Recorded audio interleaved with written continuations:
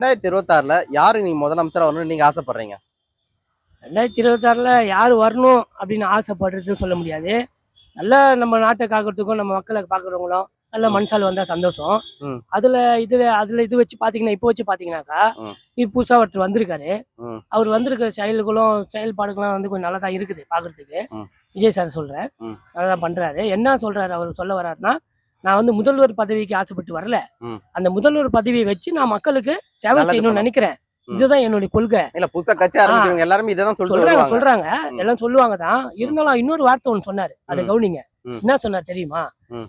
ஏன் கட்சியில ம். என்னோட இதுல யாரு வேணா கூட்டணி வரலாம். அப்படி வந்தீங்கன்னா ம். உங்களுக்கு என்னுடைய அது சமமான பவரை நான் கொடுப்பேன்னு சொன்னாரு. ஆட்சியிலும் அதிகாரத்திலும் பங்கு கொடுப்பேன்னாரு. தராங்க. இது வரைக்கும் யாரும் அந்த மாதிரி சொல்ல அந்த சொல்ல ஆமா. நல்லா கவனிங்க. ம். எதுக்கு அவர் அந்த சொல்றாரு? ம். அவருக்கு வந்து ஆட்சியோடைய இது கிடையாதுன்றதை அங்க வெளிப்படுத்துறாரு. ஆக்சுவலா எனக்கு பதவி ஆசை கிடையாதுன்னு சொல்றாரு. அரசியலுடைய இதுவோ எனக்கு ஆசையோ இதுவோ எனக்கு கிடையாது. ம். என்னுடைய தாக்கம் ஃபுல்லா மக்களுக்கு நன்மை செய்யணும். ம். அது யாரு இருந்தாலும் என் கூட சேர்ந்து ம். போராடினா எனக்கு சந்தோஷம் ம். அப்படின்னு அவர் அந்த வார்த்தையை சொல்லியிருக்காரு. ம். இல்லையா? யாரு வேணா வாங்க, ம். என்கிட்ட வந்து இது பண்ணுங்க, உங்களுக்கு சம உரிமை நான் தரேன் சம உரிமை தரேன். தரேன். ஓகே, நிறைய பேர் என்ன சொல்றாங்கன்னாக்கா, விஜய் ஒரு கூத்தாடி, அரசியல் அனுபவம் இல்ல, அவரை நம்பி தமிழகத்தை எப்படி நாங்க ஒப்படைக்கிறது அப்படின்னு ஒரு கேள்வி வைக்கிறாங்க இல்லையா? அவங்க சொல்றவங்களுக்கு என்ன பதில் அடி கொடுக்குறீங்க? இதுல பாத்தீங்கன்னா மெயினா வந்து ஆ. கூத்தாடியோ ஆ. இந்த இதெல்லாம் கிடையாது. இதெல்லாம் இவங்களா ஒரு இதுவா சொல்லிக்கிறது தானே கண்டி. ஆ. யாரும் இது கிடையாது. ம். யாருக்கிட்ட நீங்க கொடுத்தாலும் சரி, ம். அவங்களுக்கு வேண்டிய பவரை கொடுத்தீங்கன்னா ம். யாருமே மக்களுக்கு நன்மை செய்வாங்க. ம். இவங்க என்ன தெரியுமா, ம். அவர் வந்து கூத்தாடினா கூத்தாடி தானே நினைச்சுக்கிறீங்க. ம். இன்னைக்கு கூத்தாடியால் தானே சிரிக்கிறீங்க. ம். அந்த கூத்தாடி டான்ஸ் ஆனா மட்டும் கை தட்டுறீங்க, அவர் வந்தா மட்டும் கூட்டம் குடிக்கிறீங்க எல்லாம் ஏன்? போறீங்க. அவர் வரும்போது கை எதுக்கு இன்சல்ட் தட்டலாம். இல்ல பண்றீங்க? இல்ல தொழில் அது. இல்ல நிறைய பேர் என்ன சொல்றாங்கன்னாக்கா, வரும்போது கை தட்டலாம். ஆ, ஓகே, நல்லா நடிக்கிறாங்கன்னா பாராட்டலாம். ஆமா. ஆனா அரசியல்ன்றது அப்படி இல்ல.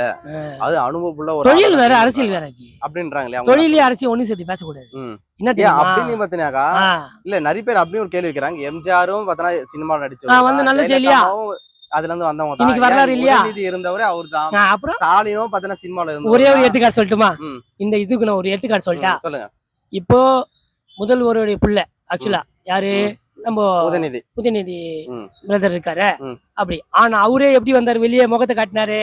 ஏன் அங்க அப்பா இருக்காரு, முகத்தை காட்ட வேண்டியதானே?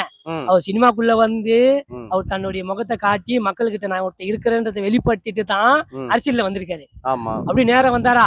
வரல. வர முடியல. ம். அதனால தான் எல்லாருக்குமே வந்து மக்கள்கிட்ட தெரிய வைக்கிறதுக்கும் தெரியப்படுத்துறதுக்கும் தான் அது ம். பயன்படுது கண்டி மீடியா.